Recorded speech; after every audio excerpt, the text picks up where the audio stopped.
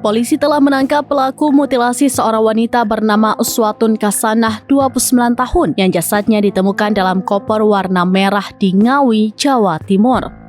Pelaku berinisial RTH alias A, 33 tahun, warga Tulungagung, Jawa Timur, yang dibekuk polisi pada Minggu 26 Januari 2025 malam lalu. Sejauh ini, A mengaku kepada pihak kepolisian bahwa ia adalah suami siri korban. Hal itu disampaikan oleh Direskrim Mumpolda Jatim, Kombes Farman pada Minggu lalu. Namun demikian, polisi masih terus melakukan penyelidikan mendalam setelah ditangkapnya pelaku. Sementara itu, beberapa bagian tubuh korban juga telah ditemukan buntut penangkapan pelaku. Bagian tubuh korban yang terpisah ditemukan satu bagian di Trenggalek dan dua bagian diduga di Ponorogo, Jawa Timur. Diketahui bagian tubuh yang sudah ditemukan polisi ke Rumah Sakit Dr. Harjono untuk dilakukan pemeriksaan kecocokan dengan bagian tubuh korban.